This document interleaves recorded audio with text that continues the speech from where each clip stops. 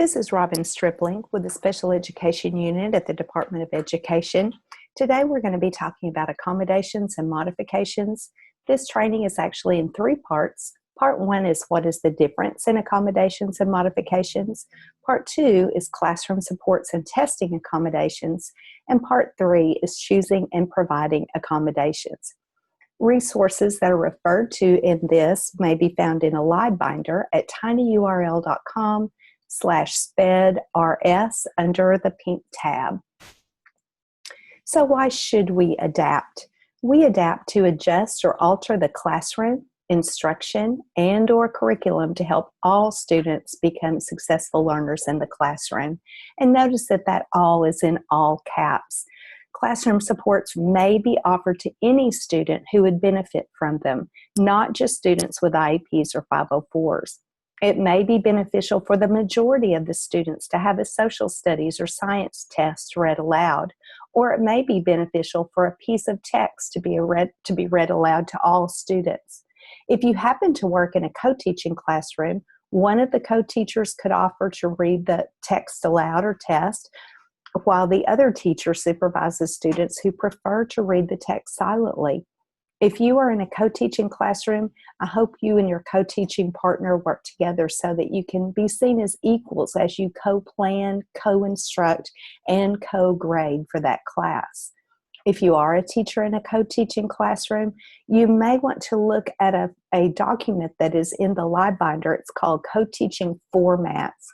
It is really a valuable tool to make the most of that co-teaching time. Again, that's called the Co-Teaching Formats. So adaptations have changed over the years. The first that we're going to speak about briefly is accessibility features.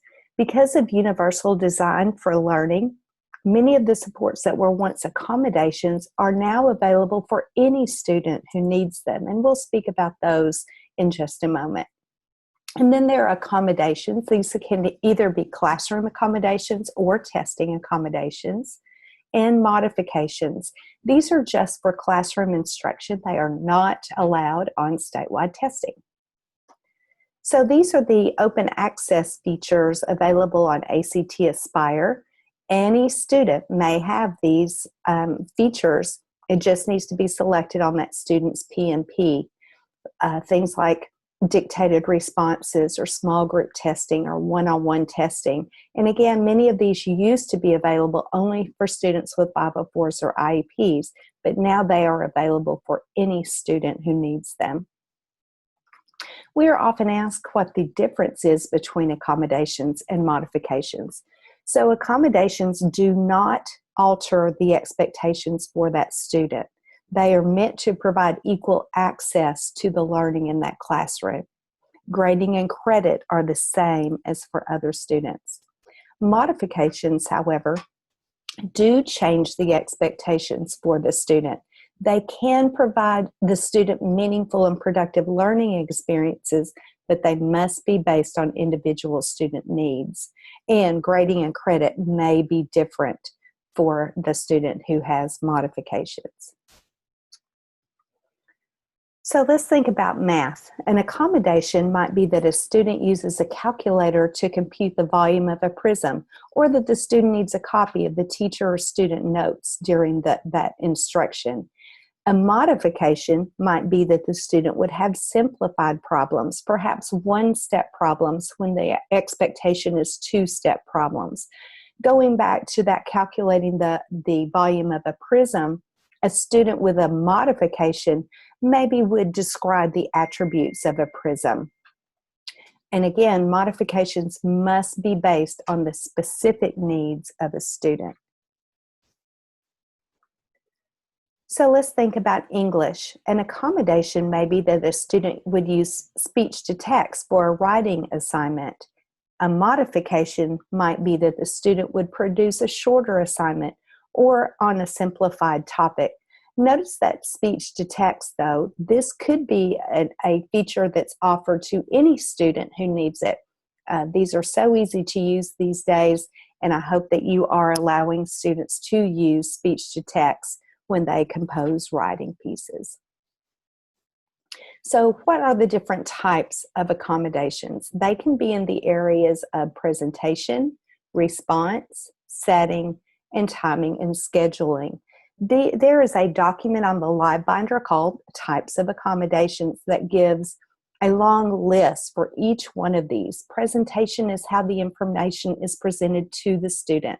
Response is how the student responds and lets you know what he or she has learned.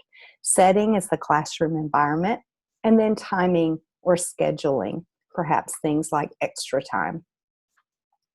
These are meant to provide equitable access during instruction and on assessments. They are meant to level the playing field so that the students' disabilities, the effects of that disability are reduced or eliminated. They do not change the learning expectation for that student. Modifications, however, do change or alter the learning expectations. The problem is they can increase the gap between the achievement of students with disabilities and the expectations of that particular grade level. So if you are changing the learning expectations, we have to be careful and try not to increase that gap. They may result in implications that could adversely affect the student throughout that student's educational career. May have unintended consequences of reducing a student's opportunity to learn critical content.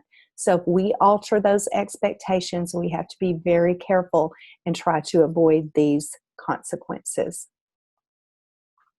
And here are some examples of modifications: requiring a student to learn less material, perhaps fewer objectives, shorter units or lessons; reducing assignments so that the student would only complete the easiest problems; revising assignments to make them easier, such as crossing out 2 of the choices on a multiple choice test, or giving students hints or clues.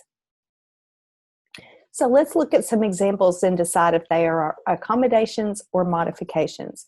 The first one is to provide alternative books expressing the same content but at a simpler reading level. So this would be an accommodation because you have the same content. If the goal is for this student to learn about a topic, having a book with the same content would be an accommodation. Providing textbooks on audio and having the child follow the text while listening. This again would be an accommodation because the student is learning the same content as the other students. Providing summaries of chapters of assigned reading. Well, that would depend on what the learning expectation is. If the learning expectation is to learn key details from a chapter, it would be fine to provide that summary. That would be an accommodation.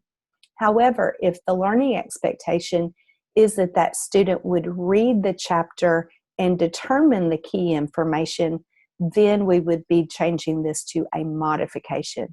Are we changing the learning expectation? Okay, 4, substitute alternatives for writing assignments.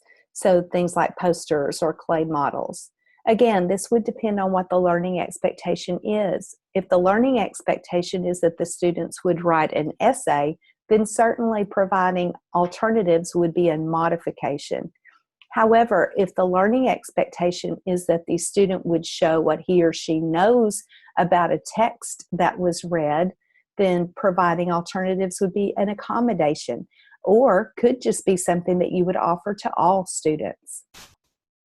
Shorten spelling tests to the most functional words, and I think this is probably the easiest one to see that this is a modification because we are changing the content, changing that learning expectation.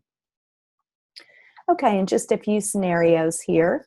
We have a 7th grade science class. They're being assessed on the layers of the earth. One student is reading below grade level. The student is provided with books and notes he can read independently. All students are expected to demonstrate the same knowledge of the earth's layers. So would this be an accommodation or a modification? And I would say that this is an accommodation because all of the students are expected to show the knowledge of the layers of the earth, including this student. So it would be an accommodation. So this is a 5th grade student who's in the average to high range compared to his peers in all academic areas. However, when completing English and math assignments, the length is shortened due to fatigue and her frustration level. So would this be an accommodation or a modification? Well, that depends.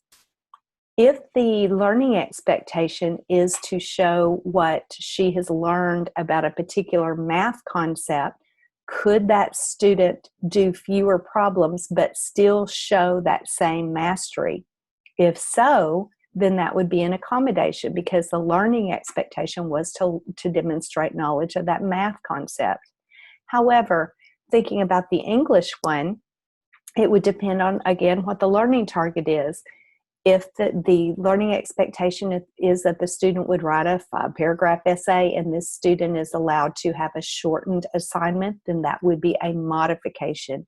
We always have to go back to what is it we want the student to be able to know or understand or be able to do. All right, in 9th grade civics class, the students are to demonstrate their knowledge of a past president. Some students turned in a 5-page research paper with 5 to 8 sources cited. Some students turned in a 3-page paper with 4 sources cited and gave a speech. One student who has an IEP turned in a 2-page paper with 2 sources cited and used a PowerPoint presentation to determine what he learned. So, accommodation or modification? And this would be an accommodation because the learning expectation is that the student shows knowledge of a past president. All right, so very briefly, let's review just quickly here. An accommodation does not change that learning expectation, whereas a modification does alter the expectation. Accommodations provide equal access to learning. Modifications are meant to provide meaningful and productive learning experiences, but must be based on students' individual needs. Under accommodations, the grading and credits are the same, and under modifications, the grading and credit may be different. So if you have questions about this, I hope you will contact me, and also hope that you will look at that live binder and see if there are resources there that you might find helpful. Thank you.